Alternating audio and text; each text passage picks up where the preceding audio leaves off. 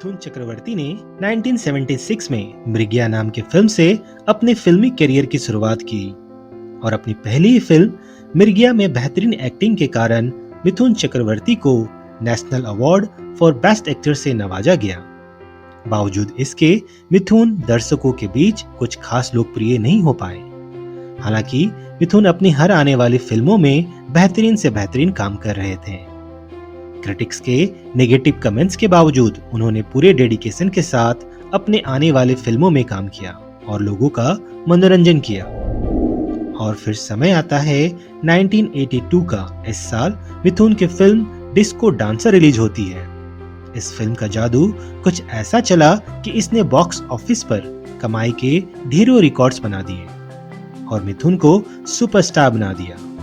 इस फिल्म के बाद मिथुन के लिए दीवानगी ऐसी थी कि वो इंडिया में तो लोकप्रिय हुए ही, साथ ही रसिया में भी उनके चाहने वालों की तादाद बढ़ने लगी।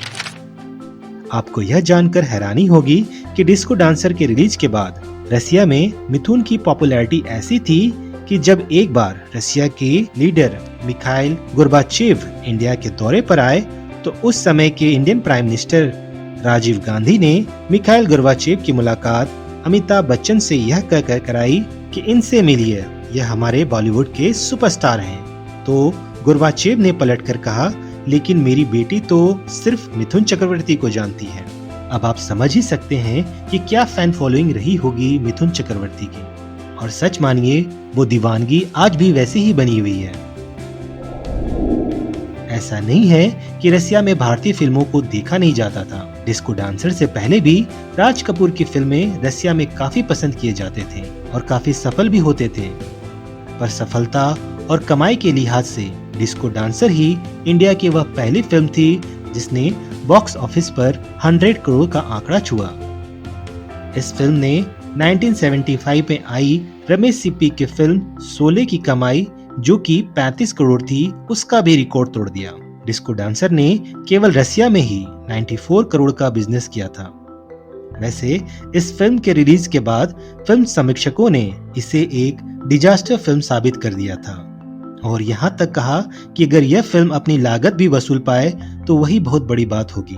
पर इस फिल्म ने सभी को गलत साबित करते हुए सफलता के नए रिकॉर्ड्स बनाए। आइए अब यह जानने की कोशिश करते हैं कि डिस्को डांसर एक इंडियन फिल्म होने के कारण इंडिया में तो सफल हुई ही, पर वह क्या कारण थे कि यह फिल्म रसिया में भी सफल रही। डिस्को डांसर की स्टोरी इसे अपने समय के फिल्मों से अलग बनाती है। हमने बहुत सी ऐसी फिल्में देखी हैं जो रिवेंज पर आधारित होती हैं। अक्सर इस तरह के फिल्मों में एक्शन सीन्स काफी हुआ करती हैं, पर डिस्को डांसर की स्टोरी रिवेंज पर आधारित होते हुए भी इसमें बहुत ही कम एक्शन सीन्स हैं। डिस्को डांसर के नाम के अनुसार ही इसे म्यूजिकल रखा गया है, जिसके सभी गाने आज भी हमारा मनोरंजन कर रहे हैं। उन दिनों रशिया यूएसएसआर के नाम से जाना जाता था और यह वह समय था जब यूएसएसआर और यूएसए के बीच एक तरह का युद्ध चल रहा था, जिसे हम शीत युद्ध यानी कोल्ड वॉर कहते हैं। इस तरह के वार में एक दूसरे से डायरेक्ट तो नहीं पर इनडायरेक्ट वार होता है, यानी खुद को दूसरे से आगे दिखाना और खुद को दूसरे से सुपीरियर बताना, ताकि दुनिया भर में बस आपके ही चर्चे हों, चाहे वो इकोनॉमी की हो, साइंस एंड स्पेस एक्सपेरिमेंट की हो, डिफेंस की हो, और चाहे वह एंटरटेनमेंट इंडस्ट्री की ही क्यों ना हो। अमेरिकन सिनेमा और म्यूजिक को कम से कम रशियन देख सुन पाए, जिससे अमेरिकन एंटरटेनमेंट इंडस्ट्री की कमाई पर असर पड़े। इसलिए उस समय रशियन गवर्नमेंट ने अमेरिकन सिनेमा और म्यूजिक पर लगाम लगा रखा था। ऐसे में भारतीय फिल्मों को और भी बढ़ चढ़कर रसिया में अपनी फिल्मों को दिखाने का अच्छा मौका मिला और इसी बीच डिस्को डांसर जैसी म्यूजिकल मूवी को अपना जलवा दिखाने का अवसर मिला, जिसकी सफलता अपने आप में एक मिसाल बन गई। जैसा कि हमने अभी अभी यह जाना कि उस समय अमेरिकन सिनेमा और म्यूजिक का रसिया में सफल होना काफी मुश्किल था और यही वह समय था जब माइकल जैक्सन अपने डांस और म्यूजिक के कारण पूरी दुनिया में मशहूर हो रहे थे। पर रसिया के लोगों को माइकल जैक्सन के गानों का आनंद कम ही मिल पा रहा था।